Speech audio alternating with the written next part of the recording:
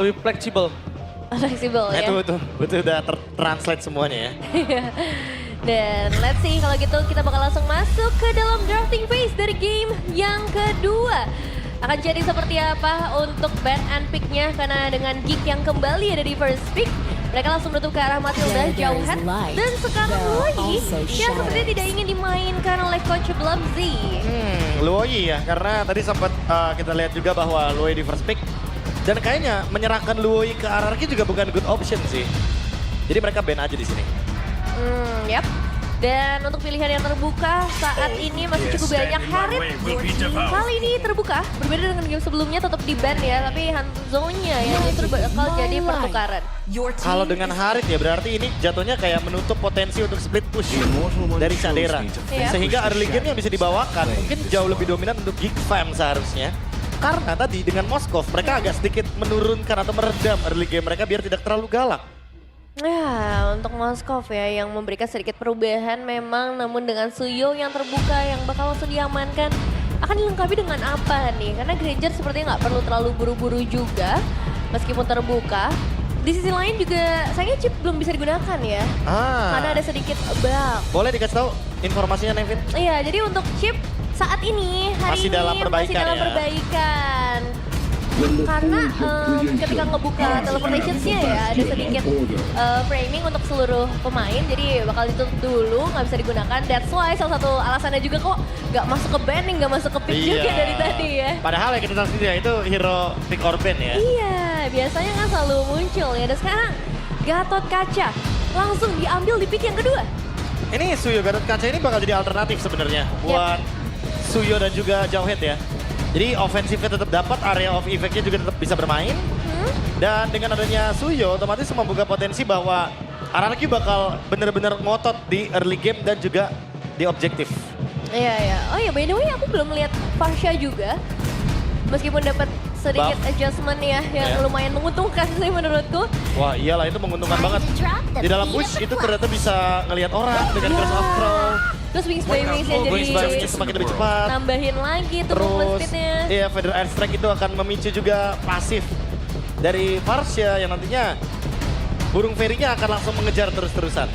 Nah, tapi kayaknya belum jadi prioritas ya buat sekarang. Apalagi dengan kehadiran Joy dan juga Chow yang sama-sama agresif ya untuk mengincar ke bagian lini belakang. Granger yang akhirnya jadi pilihan, tapi 2 magic damage. Ya kayaknya nggak masalah sih menurutku. Selama itu adalah Joy dan Harit. Karena Haritnya masih bisa mukul tower kan. Kan permasalahannya double magic itu kalau misalkan gak ada yang bisa ngehit Susah ke arah turretnya turret. ya. Iya. Itu akan jadi terkendala sendiri. Makanya kayak misalkan kita ngeliat nih. Anggap sinerginya adalah Joy Jungle dan Nathan. Itu masih aman gitu loh. Iya ya, Wah itu Nathan kan time travel. bener. Iya. Tiba-tiba pindah, tiba-tiba Iya, datang. Tiba-tiba datang. Tiba-tiba Untuk memperbaiki lega. keadaan. Tiba-tiba lega juga bisa. Iya, dan Hilda sekarang udah di ban juga. Tapi yang menarik dari Hilda ini kayaknya dari kemarin muncul terus, Prof. Apa yang berbeda dengan Hilda sekarang? Aku merasa kayak di musim ini ya. Iya. Hilda itu win rate-nya sudah mulai menurun. Dan beberapa tim kayak udah sadar juga gimana caranya untuk bisa nge-stop dominasi dari Hilda dari early game. Biar Hilda tuh nggak dapetin ruang untuk dia bisa semena-mena masuk ke dalam area jungle. Karena kalau Hilda sekali aja bisa masuk ke area jungle, wah kacau sudah itu pemegang Retribution. Ya, apalagi sekarang kita masih melihat di mana kondisinya dari sosok Hilda ini bisa mengganggu bukan hanya ke Suyo, tapi juga ke arah Toy-nya. Dari tadi yang diperhatikan adalah gimana Toy-nya ini selalu menjadi target utama. Nah Hilda nge-flanking, Toy-nya deliver damage. Kalau dimasukin ke Hilda itu akan sia-sia. Karena nggak bakal ada Sky Fisher yang bisa melancarkan dia. Dan terlalu banyak effort untuk bisa menahan pergerakan Hilda masuk ke Toy. Ya ditambah mungkin kita ngomongin kombinasi draftnya ya. Kombinasi draftnya ini kan ngebawain Joy dan juga Harit. Dua-duanya butuh Holy Crystal. Ya. Gimana caranya mengulur waktu sampai dengan dua hero ini jadi Holy Crystal ya? Butuh tipikal hero yang kayak Hilda. Yang bisa buying time, bisa fight early game. Yang memperkuat juga bagaimana dominasi dari Geek Fam itu sendiri. Sampai nanti Joy dan juga Haritnya selesai dengan Holy Crystal. Ya sih. Dan kalau ngelihat sekarang Cici nih yang tadi sempat kita perdebatkan juga ya. Kembali lagi menjadi pilihan dari RRQ. Tapi ya ini akan ngebuat mereka tidak terlalu tanky, hanya mengandalkan ke arah Gatot Kaca. Meskipun Cici lumayan tebel ya, tapi memang Cici ini lebih powerful ketika kita ngomongin dia bisa nempelin lawannya, dia bisa nempelin tank dari Geek Farm dan Farsha akhirnya muncul baru dibahas. Ya, Parsiannya kebetulan bagus di sini. Karena untuk bisa menjangkau Granger ya. Selain dari Joy yang mungkin bisa menyentuh lini belakang. Atau bahkan Harit dengan zaman Force yang bisa langsung dive atau nge-skip mid-nya. Mau nggak mau ya, Farsha dengan Feather Air Strike. Agar nanti Granger bisa terkena poke damage sebelum mengikuti teamfight yang besar. Oke, bersama dengan Glue ya yang menjadi pelengkap dari sisi bagian depan untuk Geek Farm sendiri dan RRQ. Satu pilihan terakhir nih menuju ke arah mid lane menghadapi Farsha. Apakah akan muncul lagi tipikal hero seperti Valentina? Valentina? Atau jangan-jangan bakal bermain hero utility lain? Mungkin seperti Faramis? Oh, Faramis. Aku merasa ya? karena ada Glue sih, Faramis bagus di sini. Jadi kayak untuk teamfight jangka panjang, magic damage juga ya diperlukan atau tidaknya. Balik lagi, dia sangat-sangat minim dari segi poke damage, tapi karena ada Glue, dia bakal jadi paket lengkap.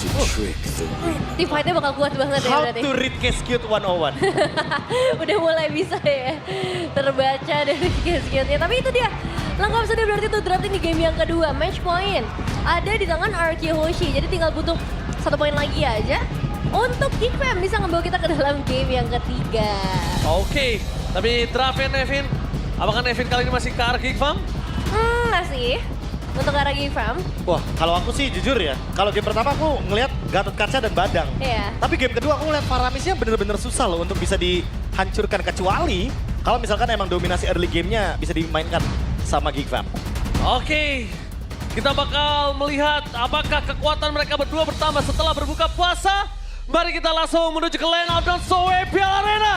Mana tepuk tangannya? Let's go to the lane of down. Oke, dan ini dia untuk game kedua dari match kedua kita hari ini.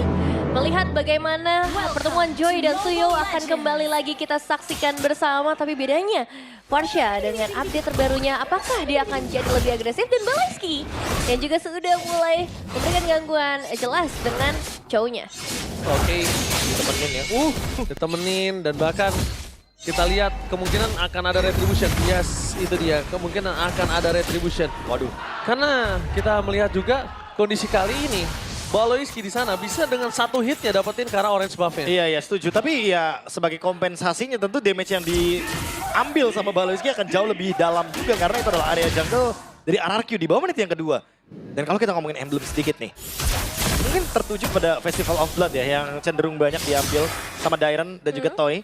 Karena emang dibutuhkan dalam teamfight, tapi jangan lupa nih, untuk teamfight participation berarti RRQ harus memperkuat teamfight 5 di early game-nya nanti. Mungkin beranjak dari menit yang kelima, setelah nanti gerakan dari Setsujinya akan bermain di laning jauh. Iya ya, karena dari sisi lain juga ngelihat dari Geek sendiri, pergerakan cepat nih ngelihat dari Baloiski secara emblem juga ini bakal lari-larian banget mengincar dan mencoba untuk bermain pick off.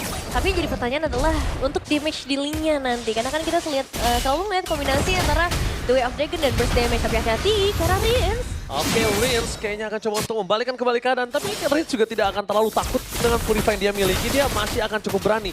Nah, Toy, untuk kondisi kali ini dia agak cukup terpressure tanpa harus bantuan siapa-siapa dari Kadera.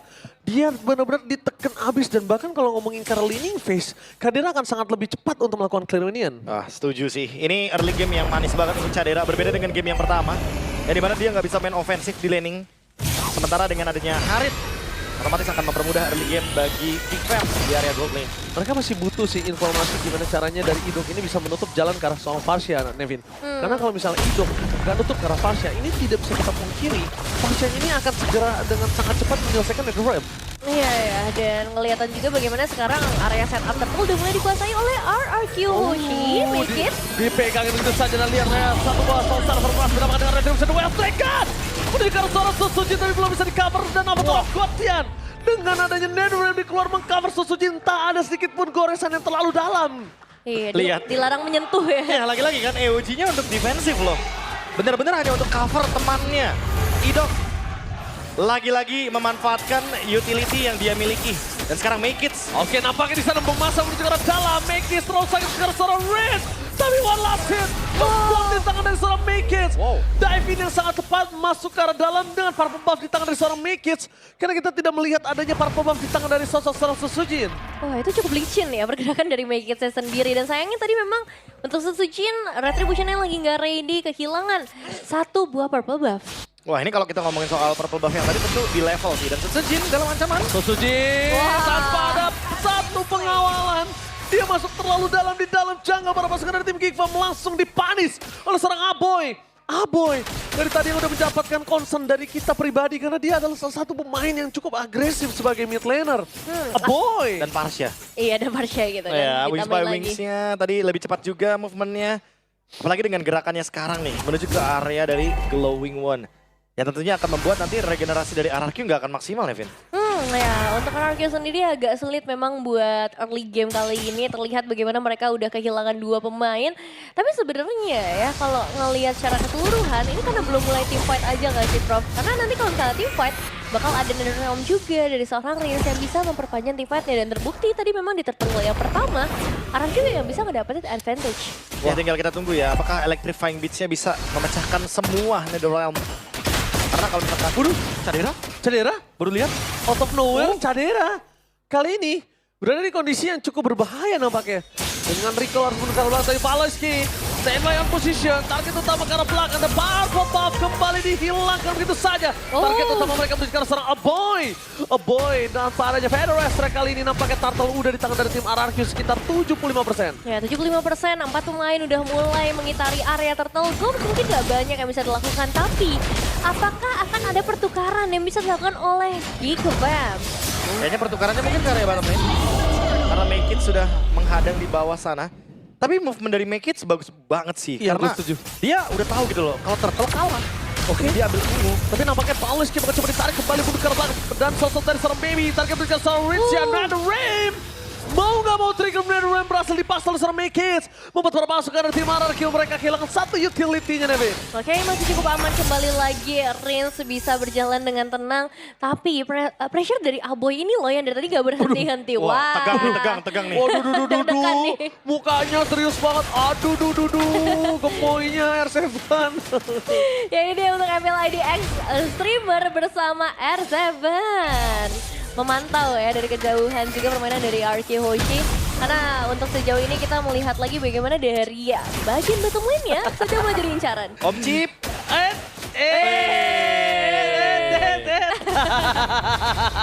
Aduh. Halo. Hai. Oke, The Wild Dragon langsung menuju ke seorang Icho. Cover sangat cepat menuju ke belakang. Avatar dia forward defensif, tapi Toy!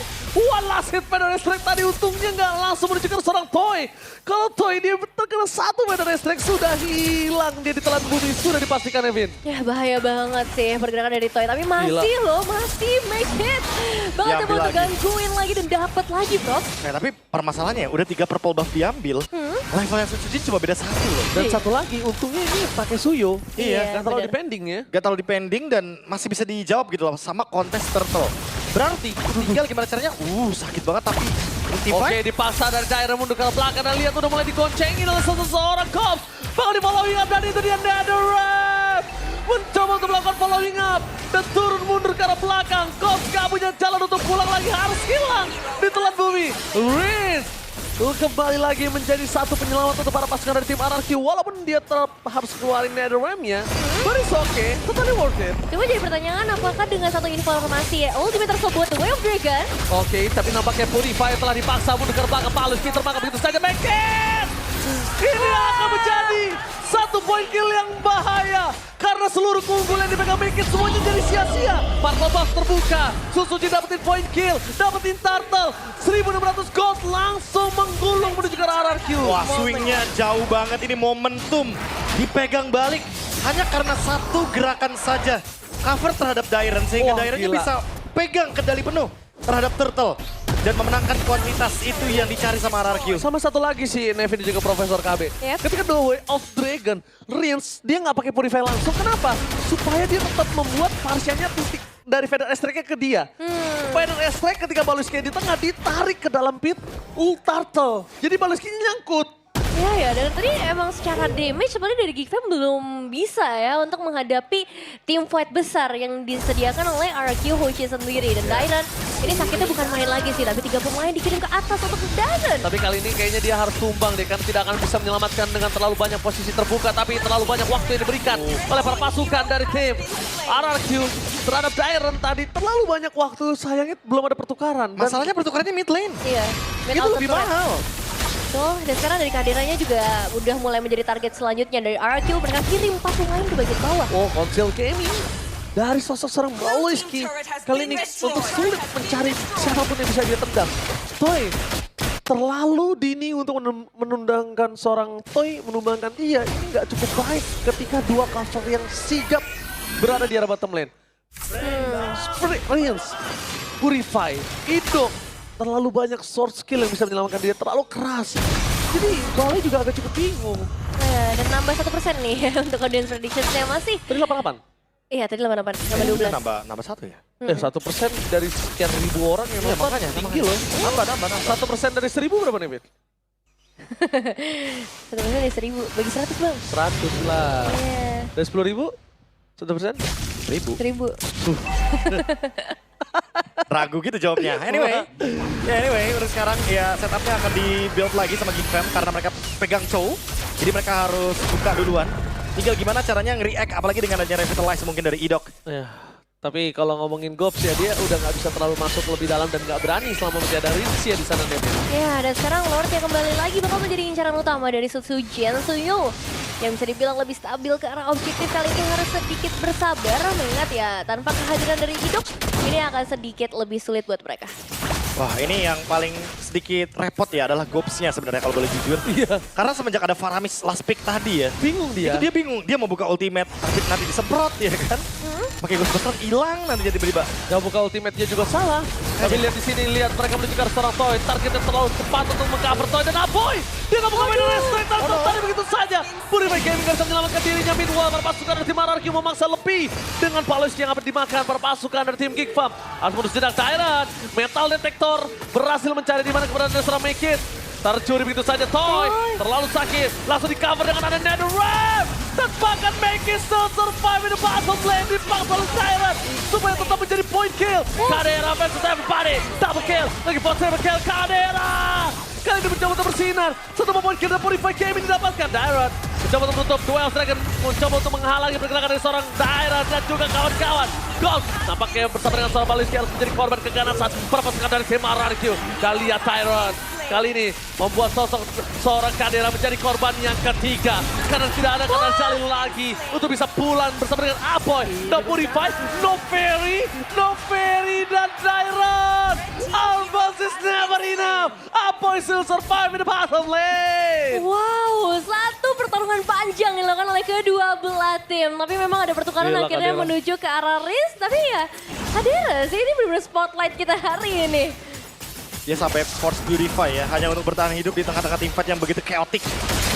Dan memecahkan Netherrealm loh, itu yang paling terpenting. Gila Kadera sih. Benar-benar perform banget kali ini nampaknya. Lihat Mekit mencoba untuk masuk, ditutup oleh serang Idong. Target utama mereka mengejar serang Mekit. Defense menjadi pilihan utama. Dan berpasukan dari tim RRQ. Mereka coba untuk mendapatkan drop. Tapi Dairon kali ini akan membuat Gops terperangkap. Gops, where are you going? Gak boleh pulang. Maunya digoyang dan hilang begitu saja. Ya, tidak dapat turtle dihilangkan karena Gold hanya ada satu inner turret saja mungkin di area top lane yang bisa dibilang menjadi pertukaran. Tapi itu pun gak worth it karena sekarang dari Geek Fam mereka harus mulai mencari cara defensif yang paling tepat menghadapi permainan agresif dari Arkeoshi. Wah, ini dengan adanya Lord ya. Udah pasti yang namanya inner turret bakal coba buat dipaksa dapatkan. Apalagi Blade of Despair dari Setsujin. Damage-nya akan lebih berasa, even mungkin ke Gops. Karena Gops masih kurang nih dari segi item-item badannya. Coba, kalau kita kan sempat berbicara dengan pas Pam Toy, lihat. Toy tidak memberikan satu point kill, tapi dia tetap di cover. Tetap. Itulah dimana satu suaranya yang cukup mahal.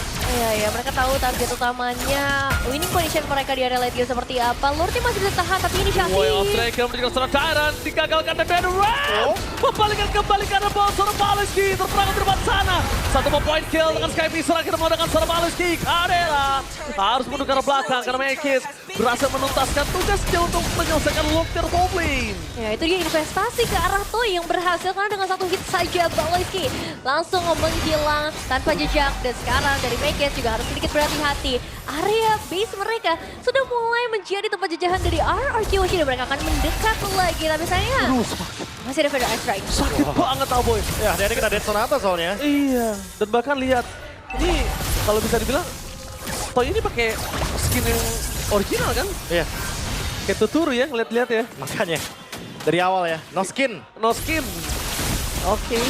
Tapi kita lihat para pasukan dari tim RRQ membuat para pasukan dari tim Geek Farm kali ini dari goldnya yang pernah sempat mereka pegang. Jauh banget Nevin kali ini langsung menuju di 4.000. Bahkan untuk menumbangkan Idok. Yep. Jujur mereka butuh 4 orang minimal. Ya, Tanpa Gops gak apa-apa, tapi 4 orang ya. Iya. 4 orang itu nge-buying time banyak banget sih. Sehingga banyak Pasti. banget space yang bisa diambil juga nanti sama RQ Hoshi. Udah pasti ini space-nya yang diciptakan malah nggak ada masalah Nevin. Tapi jatuhnya karena nggak ada hero yang buat split push tadi yang udah sempat kita mention, walaupun Iya. mungkin meredamnya kekuatan dari late game-nya, tapi setidaknya early game-nya udah didapatkan sama Geek Farm, namun nggak berlangsung lama masalahnya early game. Tapi aku kemarin lihat permainan ini Profesor dari seorang Kelra untuk menggunakan Rhapsody-nya ini. Dia tuh Rhapsody-nya tuh nggak sampai selesai. Iya. Rhapsody-nya nggak sampai selesai supaya 3 bisa peluru udah. 3 peluru udah supaya energinya tetap banyak dan dia tetap bisa spamming tuh Devin. Betul. Walaupun Rondo mendapatkan energi lagi ya. Iya. Tapi Rhapsody-nya nggak 6 aja tuh udah bagus sebenarnya. Peluru terakhir yang meledak itu biasanya mengeluarkan cukup banyak energi. Dan aku melihat itu dari Kelra. Aku penasaran di menit kedua. Kelra bisa mendapatkan Hunter Strike. Menit kedua loh. Ya, itu bakal memperkuat tim fight banget sih sebenarnya ya. Apalagi kalau misalnya sekarang ngelihat dari segi objektif yang udah mulai muncul, objektif Lord Suzuki udah pasti akan langsung ada di sana. Tapi yang jadi pertanyaan, ini mau trade ke arah mana lagi? Trade-nya kayaknya nggak akan kalah team fight sih. Tapi kalau Nevin sadar tuh lihat, Toy. Dipencet Rhapsody-nya nih. Tak, nanti selesai. Udah. Tuh. Nggak sampai full kan? Iya. Nggak sampai dar. Nggak sampai meledak. Cukup. Nah, biar dia bisa spamming lagi. Apalagi butuh tim fight jangka panjang ya. Iya, karena energinya ada. Karena bisa di-cancel. Tapi depan sana Paulus yang play for defensif. Idok mencoba untuk mendapatkan serang Kadera. Fokus ke arah belakang. Idok akan menaruhkan dia for defensif. Berhasil menyelamatkan dirinya, tapi nampaknya Paulus berhasil menendang satu orang. Dibalaskan dengan adanya Risia dengan dan Ranza today for design. 2 point kill. Lihat RRQ membalikan keadaan di mana Kadera udah tidak memiliki zaman force dan masih 1 point kill Kadera dapatkan. Kali ini membalikan kembali keadaan Kadera versus everybody. Kadera versus Sai bersama dengan Susujin. Lihat mereka semua kebingungan untuk bisa menangkap Kadera dan bahkan direct sekalipun gak bisa memegang ke arah Kadera. Make mencari di mana Susujin berada dan Kadera again. Kadera strikes again. Iya. Ini mengerikan banget ya. Pergerakan dari Kadera yang kembali lagi memukul RRQ Hoshi. Gila Kadera. Supaya nggak terlalu cepat mereka balik ke area Lordnya. Supaya ada waktu supaya Baloy dan juga Goms kembali ke area objektif. Udah ada lagi tuh sama sportsnya tuh. Ya, ini bakal team fight lagi sih seharusnya yang bakal dipaksa sama Geek Fam.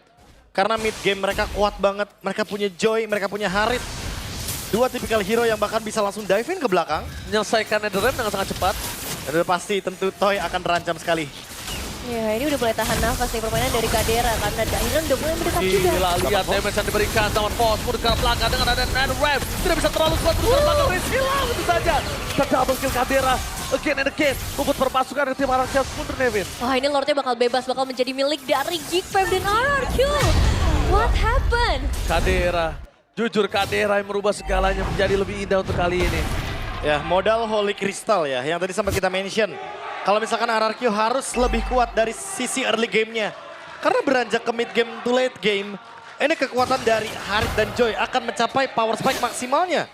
Ya, dan ini hero nyaman ya dari seorang Aboy. 21 kali picks masuk ke dalam top 5 most pick untuk seorang Aboy. Jadi gak heran gameplay Varsha yang memang begitu mengerikan akan kita lihat setelah lagi Twilight Armor untuk seorang Gops. Nah, akhirnya ada item yang cukup untuk menahan damage dari member RRQ. Dengan ada Twilight Armor, setidaknya dia tidak akan terkena burst damage yang lebih banyak lagi. Termasuk dari Lynx atau bahkan dari Toy. Ya, tapi ini Lordnya udah mulai mendekat dari area top lane, RRQ Hoshi. Mereka masih bisa melakukan clearing cepat di bagian mid lane, tapi untuk defensif. Netherrealm kah yang akan menyelamatkan mereka karena ini semua akan kembali lagi kepada momentum. No high ground kali ini nampaknya Nevin dan lihat para pasukan dari tim RRQ. Mereka benar-benar tersiksa banget ketika ada Kadera di depan sana. Bahkan Susujin sekalipun gak bisa menangkap serang Kadera. mendapatkan satu momen. My kids almost is never enough. So Jin hampir saja tumbang. Lihat itu hanya ditempel 2 kali tempo saja. Belum bernyanyi dengan pianonya. Iya. Itu baru 2 tempo, 2 ritme doang Nevin. Ya, dan ini 2 base turret menjadi milik Geek Fam. RRQ Hoshi, mereka kayaknya bakal kesulitan deh kalau misalnya dipaksa untuk bermain di sekitar area base. Dan apakah bermain di area luar bakal menjadi jawaban untuk RRQ? Wah, kayaknya sabar dulu sih kalau misalkan untuk bermain di area luar ya Nevin ya. Karena area jungle pasti akan dikuasai sama Baloiski. Ingat di sini ada Cho yang menandakan power pick off dari Geek Fam akan sangat tinggi sekali. Dan harus lebih berhati-hati karena selain Dairon dan juga Rins tidak akan ada yang bisa nge-cancel the way of Dragon. Yes, betul banget. Tapi gue lebih concern ke arah Kadera tetap sih. Mereka nih sampai sekarang belum ada jawaban untuk Kadera siapa. Idok dengan tahunnya itu bakal bisa dipecahin pakai Purify. Ya. Dia nggak ada yang mengikat pasti Nevin. 18 menit udah mulai berjalan dan Geek Fam sepertinya masih menunggu momentum yang tepat atau lebih tepatnya juga menunggu objektif nih untuk kemenangan yang lebih pasti. Ya, yang bisa mengikat mungkin di sini cuma ada Dairon Dairon. ya. Tapi itu pun harus Make It dan juga Cadera karena dua-duanya rely banget sama Dash kan. Iya.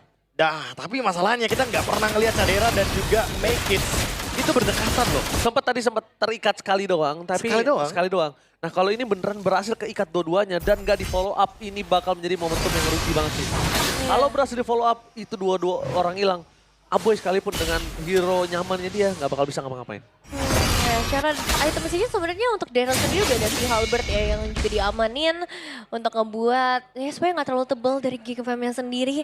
Tapi Gops dengan Twilight Armor ini tetap jadi satu kesulitan untuk ditembus. Lord Evolve sudah mulai Ini masuk dia. menit 19. Lord yang sangat ganas tentunya. Dan harus didapatkan oleh siapapun. 1000 ke Idok. Gila. Dengan Athena Show. Wild Dragon telah dikeluarkan juga Sodai dan fokus menuju ke seorang Apoy. Tapi mundur ke arah belakang Kadera. Terlalu sakit tidak bisa di-cover dan dilihat. Winter Crown mencoba menyelamatkan dengan satu buah net web. Mundur ke arah belakang perpasukan dari tim RRQ. Masih menahan dengan adanya sosok dari Idok yang masih memiliki net web dan Gold. Harus hilang terkena satu. Sky Beaster harta tata Dead Sonata. Wow, dan itu dia satu suara dari RRQ Hoshi Gops yang benar-benar menjadi target utama. Tapi untuk dapetin ke arah Lord, apakah ini masih bisa dilakukan oleh RRQ? Ingat, masih ada Feather Effect juga. Monster Gaming, Duel Dragon yang kali ini tanpa follow lihat damage. Nebak kabar pasukan dari tim RRQ mereka diporak-porandakan dengan Make It belum mendapatkan dan terikat.